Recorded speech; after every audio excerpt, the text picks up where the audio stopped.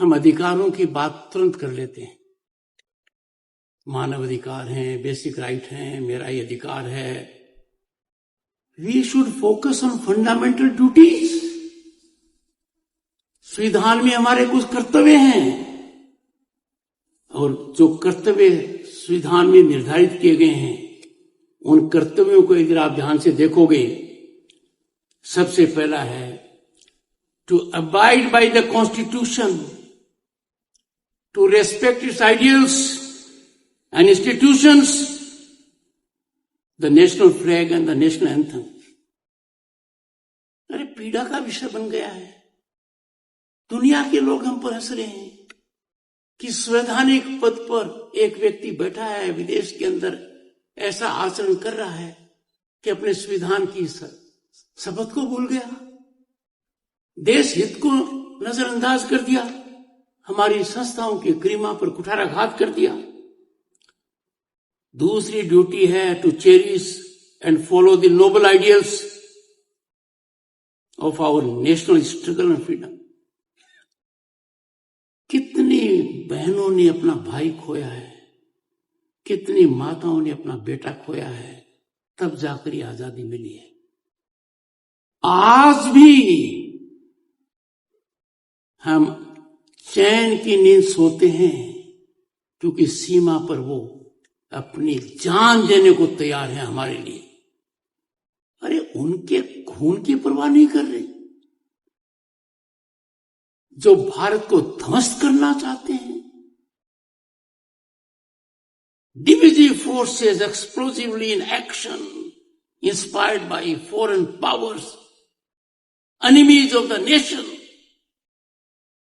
उनके साथ hand holding, उनके साथ विचार विमर्श, उनके साथ साझा बात करना भारतीय को शोभा नहीं देता। हम भारतीय हैं, भारतीयता हमारी पहचान है, हम भारत मां के सपुत्र हैं। हर स्थिति में इनका मान रखेंगे, सम्मान रखेंगे। और हम में से जो भटकेगा, कुछ भटके हुए हैं, हम उनसे आग्रह करेंगे, उनको समझाएंगे कि आप गलत कर रहे हो। आई pity them for their despicable, condemnable, reprehensible, anti-national conduct, and that too outside the nation. I pray Almighty to bestow wisdom on them. Bharat की पहचान आज दुनिया में एक ऐसे देश की है जो किसी देश का मोहताज नहीं है। भारत के नेतृत्व की गूंज, नेतृत्व का प्रभाव, नेतृत्व का असर दुनिया में निर्णायक साबित हो रहा है। ऐसा पहले कभी नहीं हुआ। We are in interesting times where we have no limitations. थल, जल, वायु, अंतरिक्ष, भारत की गूंज दुनिया को सुनाई दे रही है। हमारी प्रगति हर क्षेत्र में है। विक्रांत पुराना था, पर जल में हमारा नया विक्रांत है। थल की भी हालत है, आकाश की भी है, और अंतरिक्ष में चंद्रयान 3 की है।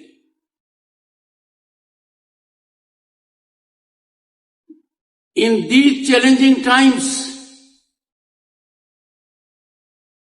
it is our duty to the nation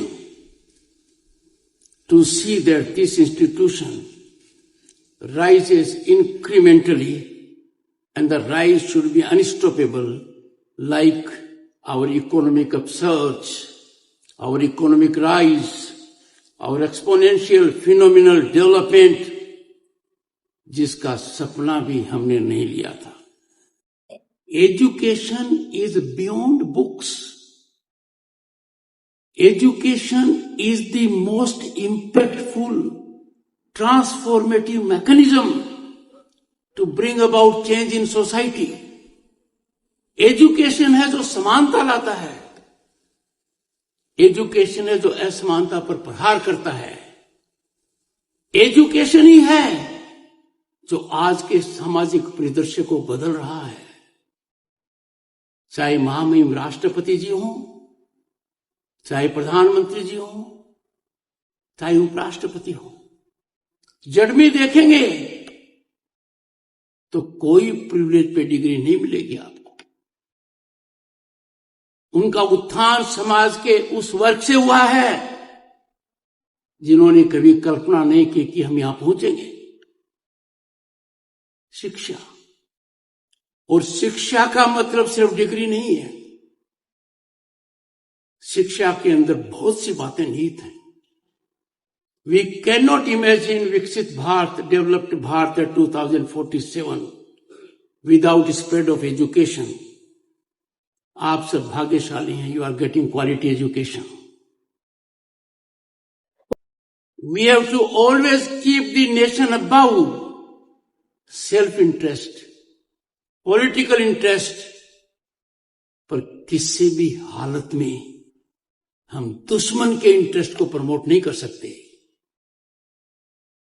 दुखद विषय है, चिंता का विषय है, चिंतन का विषय है, मंथन का विषय है कि अपने में से कुछ भटके हुए लोग संविधान की शपथ के बावजूद भारत मां को पीड़ा दे रहे हैं, राष्ट्रवाद के साथ समझौता कर रहे हैं, राष्ट्र की परिकल्पना को समझ नहीं पा रहे हैं। पता नहीं कौन से स्वार्थ को ऊपर रखकर भारत मां को लहूलुहान करना चाहते हैं। मेरा उनसे आग्रह रहेगा, हर भारतीय देश के बाहर कदम रखता है तो हमारे राष्ट्रवाद का राजदूत है, हमारी संस्कृति का राजदूत है, और इसको प्रमाणित किया है अटल बिहारी वाजपेयी ने प्रतिपक्ष के नेता के रूप में, जो बाद में भारत के प्रधानमंत्री बने।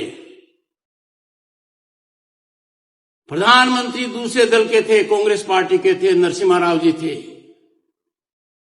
भारत का नेतृत्व विदेश में एक महत्वपूर्ण संवेदनशील मुद्दे पर, कश्मीर से जुड़े हुए मुद्दे पर अटल बिहारी वाजपेयी ने किया। वो प्रतिपक्ष के नेता थे।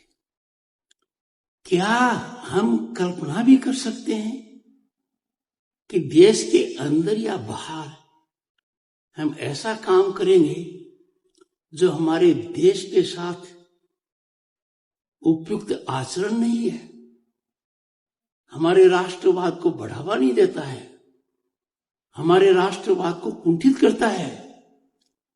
अरे हमारे सपने पूरे करो, दुश्मनों के सपने पूरे करने में क्यों लगे हुए हो? इतिहास ने उनको कभी माफ नहीं किया है जिन्होंने देश के साथ ऐसा आचरण किया है।